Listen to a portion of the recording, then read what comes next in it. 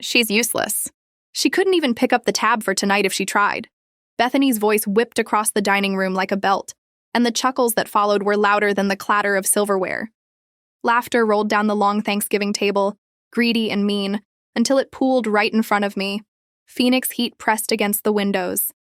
Gravy boat steamed. And there was my sister, Bethy, when she wanted to sound sweet, soaking up every glance like a spotlight was finally where it belonged. I was the punchline again. I'm Jennifer Collins, 29, allegedly the family disappointment. That's the script they prefer. They point to my modest apartment, my paid-off secondhand Honda, and the same simple sweater I've worn for years, and they think they know the ending. Meanwhile, Bethany gets standing ovations for a very average marketing job and a long history of emergency loans from mom and dad. Jennifer, honey, we know it's been difficult, my mother murmured, voice sugared with pity I never asked for. After dinner, we can talk about helping with some bills. Across the table, Bethany's smile twitched, half halo, half dagger. Tyler stirred his coffee like it had answers.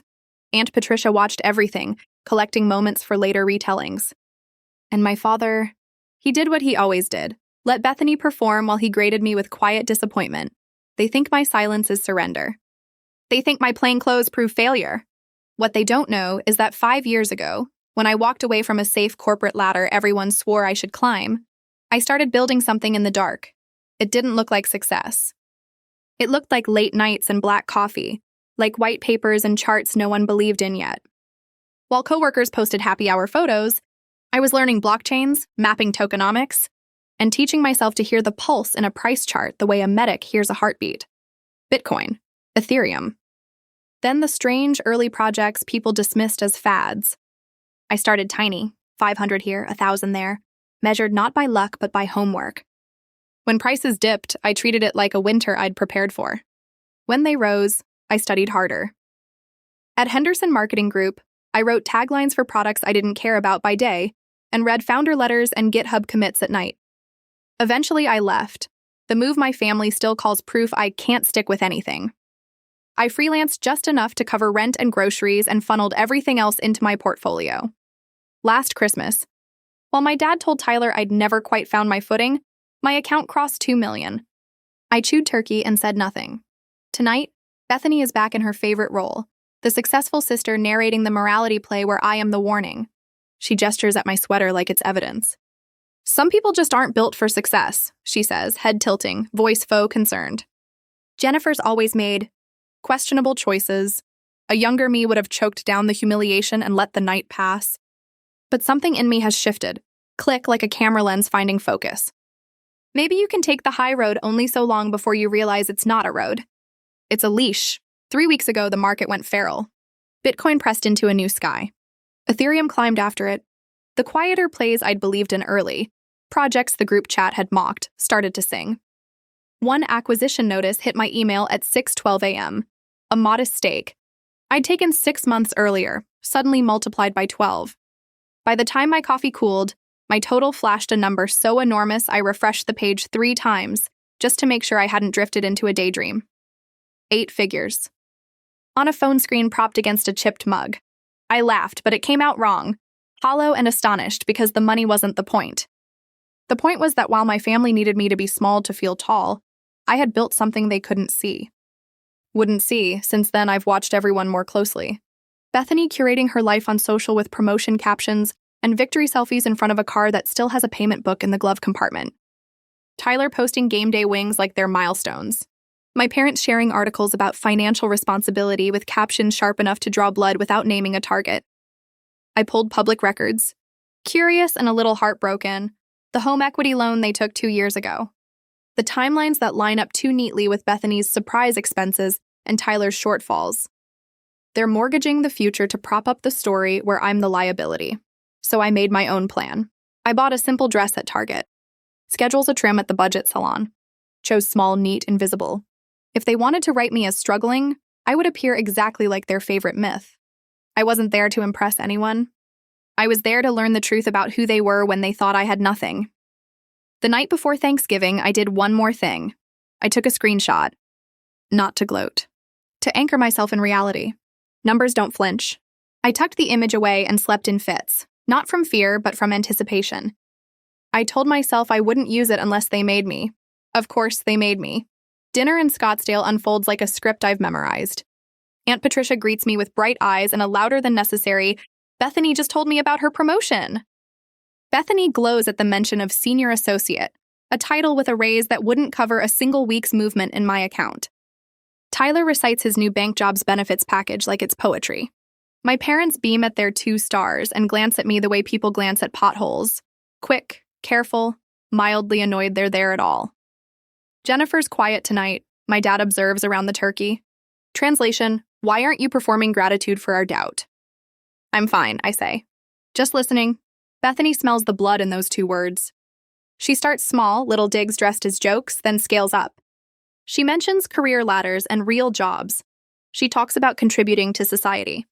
Each line lands and the room tilts toward her. It always does. I keep track because it helps me stay still. Student loans? She complains about $300 a month, the amount I've routinely spent on a single speculative buy. Tyler shares his salary, $38,000, and I note quietly that my portfolio's accrued more than that in the background this month. I don't say it. I let the math keep me warm. Coffee arrives. Plates are set aside. The table softens. This is when Bethany likes to debut her finale, when bellies are full and guards are down. You know what I love about family? She purrs, voice theatrical enough to win a high school award. We can be honest. Truly honest. She scans the faces, measuring her audience. She lands on me. Some of us have life figured out, she says, chin lifting. And some of us are still struggling with the basics. Look at Jennifer. The room goes still, bracing. She shows up in thrift store clothes, drives that antique car, lives in a shoebox, and has nothing to add when successful people talk about careers. Bethany pauses to savor the moment. A cautionary tale. Nervous laughs skitter around the table. My mother offers a soft Bethany, the way you tell a dog to drop the shoe while filming it for Instagram. No one stops her. They never do, Bethany leans back, satisfied. Then she aims the last arrow she's been polishing all night. Let's be totally real, she says, eyes bright with the kind of joy that only comes from a public shaming you think you'll get away with. She's worthless. If Mom and Dad weren't feeding her tonight, she'd be home eating instant noodles because she can't even afford dinner. The laughter is bigger this time, as if meanness tastes sweeter when it's shared. Inside me, something goes utterly quiet, not broken, not afraid. Clear. I slip my hand into my purse, slow enough to stay invisible, and feel the familiar weight of my phone. The world narrows to the smoothness of the screen, the soft buzz as my banking app wakes up, the bright numbers swimming into focus. I wait, 30 long seconds, to let her words spread to the edges of the room. Then I slide the phone, face up, across the white tablecloth until it rests in front of my sister. The laughter dies in a single breath. A number glows. The logo is unmistakable. The timestamp is today. For the first time all evening, Bethany is silent. I don't say a word. Not yet. Don't forget to subscribe for more stories like this. If you're into this kind of slow burn drama, give the video a like. It really helps the channel. And tell me in the comments, at this point in the dinner, what would you have done? Bethany's face drains of color as though someone yanked the plug on her confidence. Her mouth opens, then shuts again, the way a fish gasps when it's pulled from water. The number on my phone screen is undeniable. 8 figures. Not a typo. Not an exaggeration. A balance that could buy and sell every one of their illusions in a single breath. This isn't real, she whispers, voice thin. Where did you get that money? Aunt Patricia cranes her neck forward, squinting at the glowing digits like her glasses suddenly betrayed her. Tyler is frozen mid-sip, coffee trembling dangerously close to spilling. My parents just stare, blinking, processing, recalibrating every story they've ever told about me. I lean back in my chair, calm settling over me like I've been waiting for this exact moment. The same way anyone gets money, I say evenly. I earned it. Bethany shakes her head furiously, desperate to undo the truth in front of her. No, you don't, you can't, you've never... I invested, I cut in. My tone is steady, quiet, deliberate. While you laughed about my phases and hobbies, I was studying. Bitcoin, Ethereum, projects you've never heard of. I built something. Tyler scoffs, relief flashing in his eyes like maybe this is the out he needs. Crypto? That's not real. People don't actually make millions off that stuff. I pick the phone back up, let the screen lock, then unlock it again, letting the logo and interface remind them, this isn't some screenshot from Google Images. Actually, people do, I did. And while you were all calling me lost, I was earning more in a month than your salaries combined.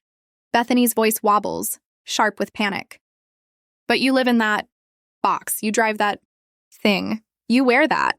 She gestures wildly at my Target dress, like cotton blend fabric is proof of poverty. Yes, I say calmly, because I don't need to prove anything with stuff. I chose reliability and simplicity. That's why I could reinvest while you were busy curating lives you couldn't afford.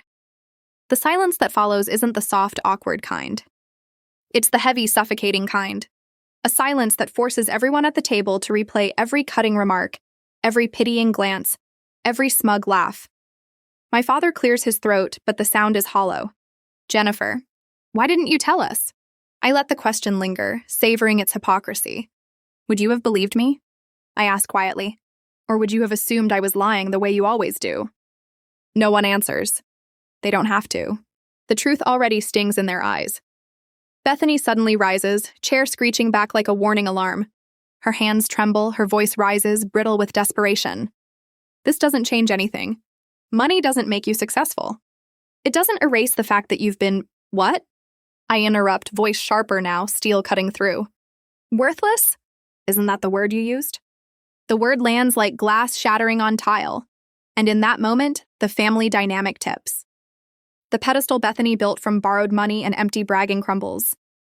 The disappointment they thought I was flickers and burns away. For the first time in years, I'm not the one on trial. They are. If you're still watching, make sure to hit that like button. This is where things really start to twist. And drop a comment below. Do you think Jennifer should forgive them after this, or cut them off completely? Don't forget to subscribe for more stories like this. Your support keeps them coming. Bethany's voice cracks like thin glass. Money doesn't make you better. You'll always be, I stop her cold. Independent, I finish for her. That's what it makes me. Independent. Which means I don't ever have to sit here and let someone who lives off our parents call me worthless for entertainment. Her jaw tightens, but her eyes betray her, panic mixed with humiliation. Aunt Patricia shifts uncomfortably, Tyler avoids my gaze, and my parents, once so proud of their golden child, are suddenly speechless. Bethany clings to her script, but it slips right through her fingers.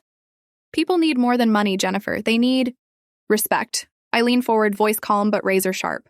You're right. Respect is earned, and you've spent years burning yours to the ground while I quietly built mine. The room is still. I slide my phone back into my purse with deliberate care, like closing a book they'll never be allowed to rewrite. From that night forward, the fallout is swift. News of the Thanksgiving showdown spreads through the family tree faster than cranberry sauce at dinner. Cousins and aunts whisper the story of Bethany humiliating her multimillionaire sister while living off handouts. Her polished image as the family's star collapses into a cautionary tale of envy and arrogance. My parents can't escape the judgment either. Relatives question how they praised one daughter's mediocrity while dismissing the other's brilliance. The cracks in their fair and wise reputations spread wide, and they have no choice but to face them. Bethany tries to call, to text, to patch the pieces. But I answer only once with words she never expected. Anyone who can stand in a room full of family, call their sister worthless, and smile while doing it, isn't someone I need in my life. I don't shout. I don't curse. I just end the call and let the silence carry the weight. 6 months later, I leave Arizona behind. I buy a glass-walled home in San Diego that stares straight out at the Pacific. The sunsets there don't laugh at you. They don't cut you down. They just arrive every evening in gold and crimson, reminding you that cycles end and new ones begin. Standing on my deck, salt air in my lungs, I realize Bethany's cruelty was the best gift she ever gave me. Clarity. Clarity that worth isn't handed out by parents or siblings or family reputations. Clarity that wealth isn't measured in things, but in freedom. Clarity that sometimes the sweetest revenge is simply refusing to sit at the table where you're served. Disrespect. I watch the sun sink into the horizon, phone silent in my pocket, and I smile. Because I know finally, they'll never mistake me for worthless again. If you felt that ending, give this video a like. It really helps. Don't forget to subscribe for more stories like this. There's plenty more where that came from. And let me know in the comments. What would you have done at that Thanksgiving table?